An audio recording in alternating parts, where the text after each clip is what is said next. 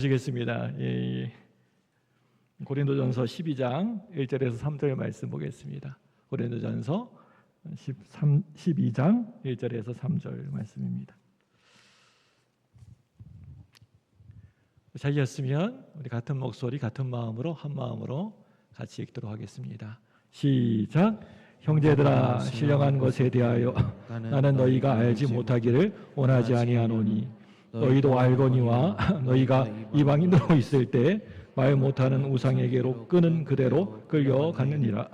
그러므로 내가 너희에게 알리노니 하나님의 영으로 말하는 자는 누구든지 예수를 저주할 자라 하지 아니하고 또 성령으로 아니하고는 누구든지 예수를 주시라 할 수 없느니라. 아멘. 오늘 또 주일날 주일 저녁 예배에 오신 여러분을 주님의 이름으로 축복합니다. 나대배 오고 또 이제 우리 교회는 특별히 저녁 7시잖아요. 나오기 참 힘든데 또 결단하시고 또 예배 드리고 싶어서 또 하나님 보고 싶어서 오신 여러분 진심으로 축복을 합니다. 우리 옆에 분에게 인사하겠습니다. 네, 손을 펼치시고 사랑하고 축복합니다. 좀 약간 집에 좀 안 좋은 우환이 있더라도 좀 웃으면서 인사하겠습니다. 앞뒤로 인사하겠습니다. 오늘도 은혜 많이 받으세요. 속으로 나만 많이 받아야 돼 그러지 마시고요. 서로 많이 받으시기 바랍니다.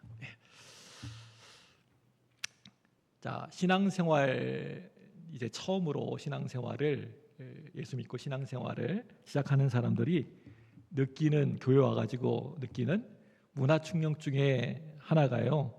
우리 예수 믿는 사람들이 우리 그리스도인들이 사용하는 말 언어가 주는 어색함이라고 할 수가 있습니다. 예를 들면 주여라는 표현입니다. 바깥에서 세상에서는 잘 사용 안 하잖아요. 주여라는 말 사용하십니까? 평상시에? 어렸을 때부터 신앙생활을 했지만 커가지고 교회에서 보면 오랫동안 우리 신앙생활 하셨던 우리 어르신들이 뭐 무슨 일만 있으면 그냥 틈만 나면 주여 주여 하시는 게 정말 너무나도 이상하게 생각되었습니다. 일을 하다가도 전혀 뜻하지 않는 상황이 일어나게 되었을 때 주여라고 이렇게 하시고 주여도 그냥 주여라고 하고 주여 이렇게 하십니다.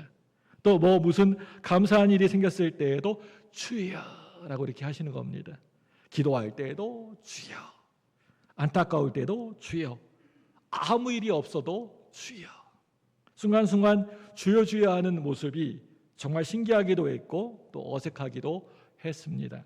그런데 어느 순간 나 자신도 모르게요, 내가 예수님을 내가 주여라고 이렇게 부르고 있다라고 하는 것을 알게 되었습니다. 그리고 제가요, 맨 처음에 주여라는 말을 늘상 하는 감탄사처럼 내뱉게 된 이후에 그때로부터 줄곧 예수님을 주여라고 부르는 게 아주 자연스러운 행위가 되었습니다. 지금은 오히려 그렇게 부르지 않는 게 더 어색하게 되었습니다. 결혼하기 전에 우리 남녀가 서로 만날 때 누구누구 씨라고 그렇게 부르지 않습니까? 만나자마자 자기야 라고 여보 하는 사람 없잖아요. 이름 부르잖아요. 성진 씨, 공주 씨 이렇게 부르지 않습니까? 근데 저는 그때 강도사 때 만나가지고 조 강도사님, 어감이 그렇죠? 네, 조 강도사 이렇게 했는데 그렇게 했습니다. 강도사가 참 좋은 의미인데 설교할 수 있는 그런 고난이 있다라는 뜻인데요. 그런데 강도라니까 칼든 강도같이 느껴지는데요. 아무튼 그렇게 했는데 보통 누구누구 씨라고 부르지 않습니까? 그런데 결혼하고 나서 이제 좀 시간이 지난 다음에 또 아내 보고 또 남편 보고 누구누구 씨라고 하면 참 어색한 것처럼 이제는 예수님이라는 호칭보다 주여라는 호칭이 더 편하고 익숙해지게 되었습니다. 오늘 말씀은요, 우리 그리스도인들 안에서 일어나는 이와 같은 경험에 대하여서 분명히 언급하고 있는 것을 보게 되는데요. 우리 고린도전서 12장 3절 한번 읽어보겠습니다. 다시 한번 읽어봅니다.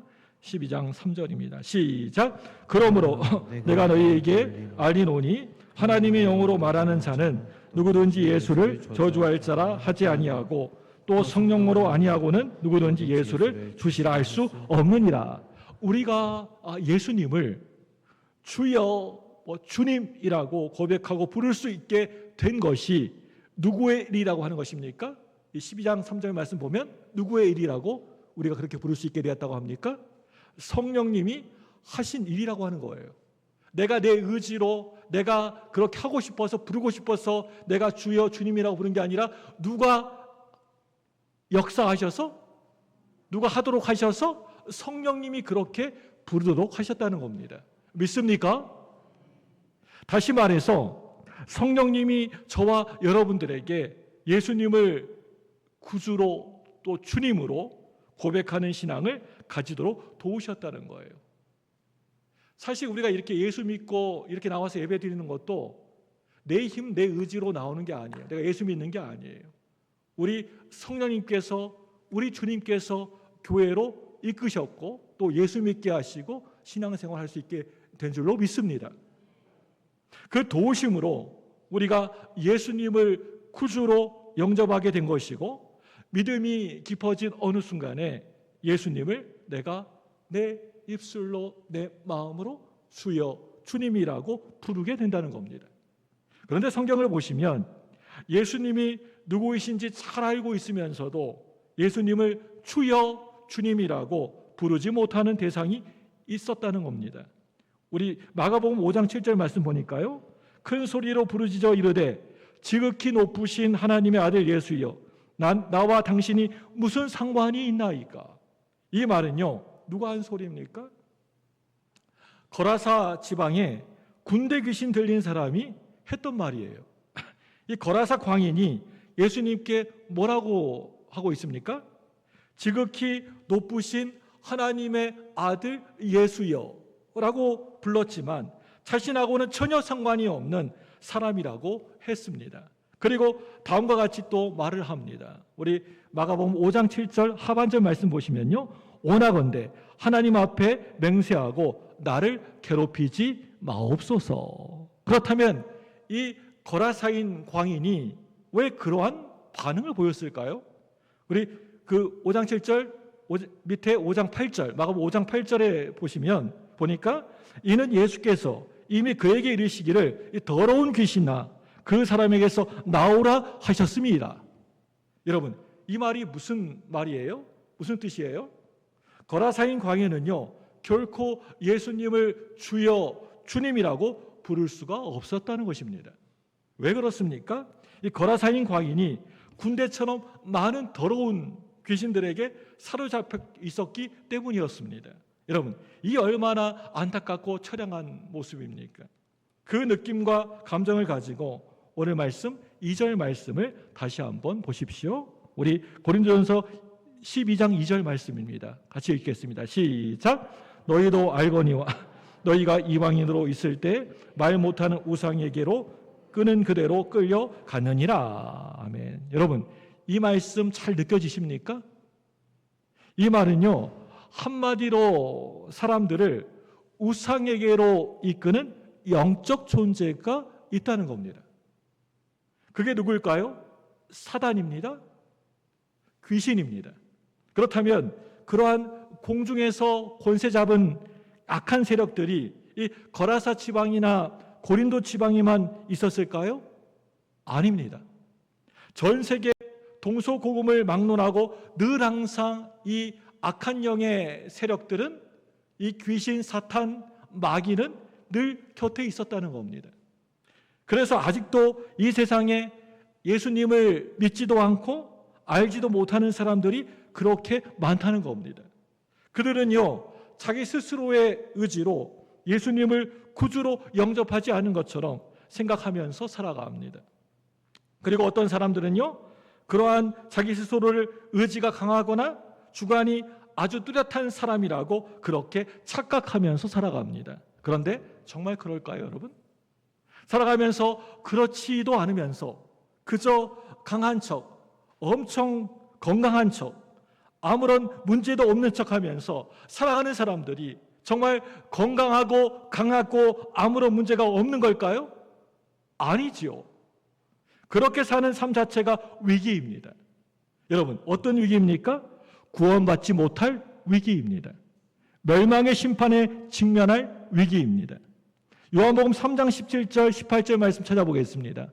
우리 신약성경 요한복음 3장 17절 18절 말씀입니다. 앞으로 좀 넘기셔가지고요, 이 구절은 중요하기 때문에 좀 한번 우리가 봐야 될 것 같습니다. 요한복음 3장 17절 18절입니다. 우리 3장 16절은 다 아시죠? 하나님이 세상을 이처럼 사랑하사 독생을 주셨으니 누구든지 저를 믿는 자마다 멸망치 않고 영생을 얻게 하려 하심이라. 바로 그 뒤에 있는 말씀입니다.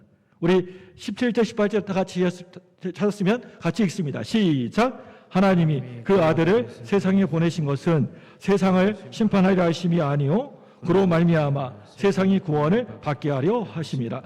그를 믿는 자는 심판을 받지 아니하는 것이요 믿지 아니하는 자는 하나님의 독생자의 이름을 믿지 아니하므로 벌써 심판을 받은 것이니라. 아멘. 그런데 예수님을 나의 주님으로, 나의 구주로 영접하지 않으면서도 태연하게 살 수가 있겠습니까?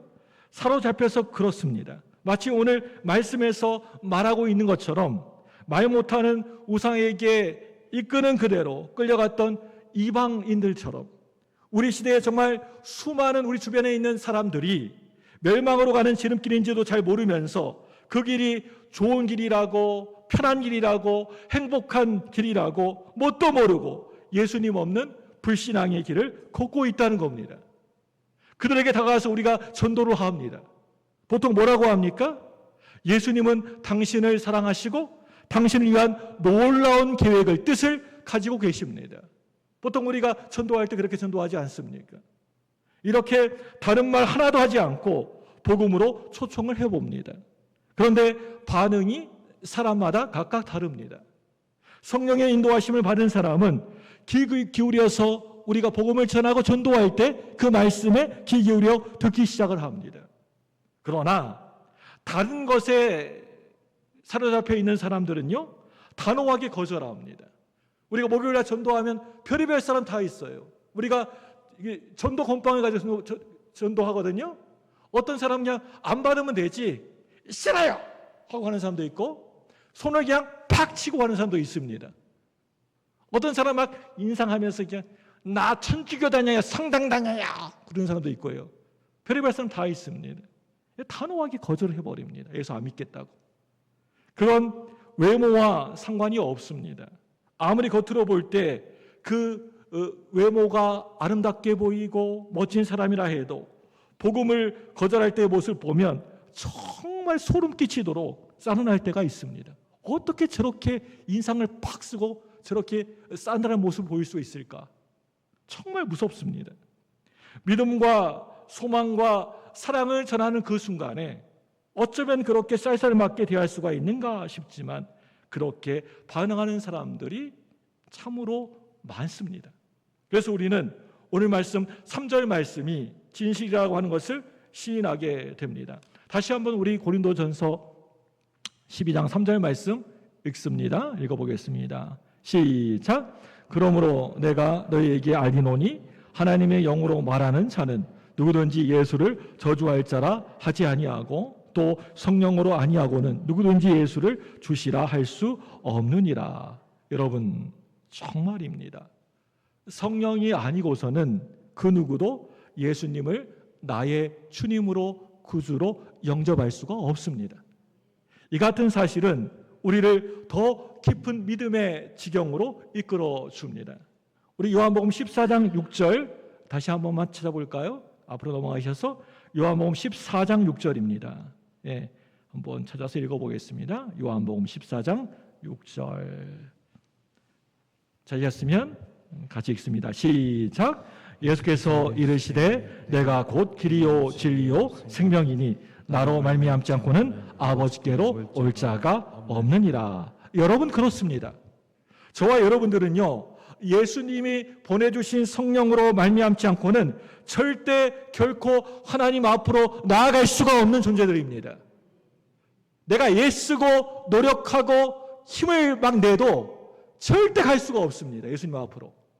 하지만 우리 시대에 아직도 예수 그리스도를 구주로 주님으로 영접하지 못한 사람들이 너무나 많은 것을 보게 됩니다. 그래서 우리 교회가 매주 목요일마다 비가 오나 눈이 오나 별일 없으면 늘 항상 나아가서 우리가 시행하고 있는, 전하고 있는 우리 목요 전도대는요, 이와 같은 예수 믿지 않는 그런 많은 불신자들에게 나가서 복음을 전하고 전도해서 우리 주 대신 예수 그리스도를 전하고 소개하는 너무나도 좋은 축복의 통로라고 저는 생각합니다.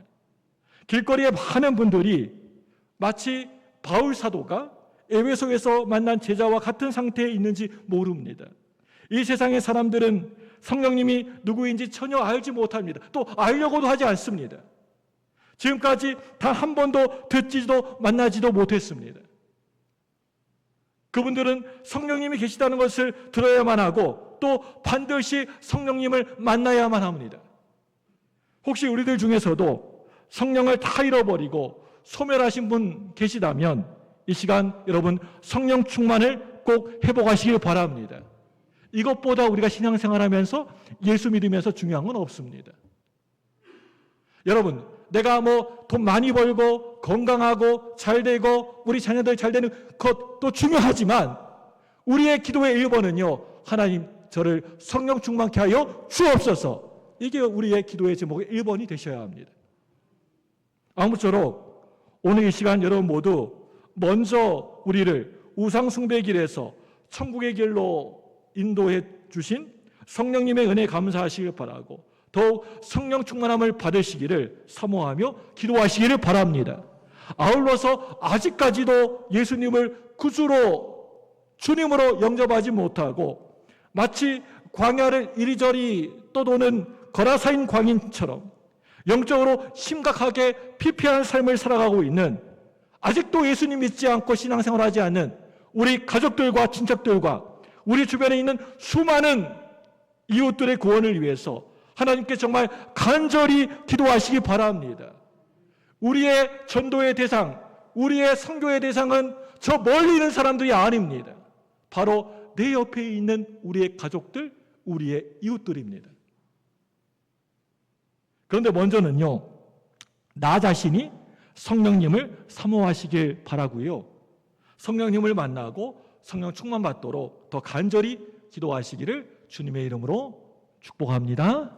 기도하겠습니다.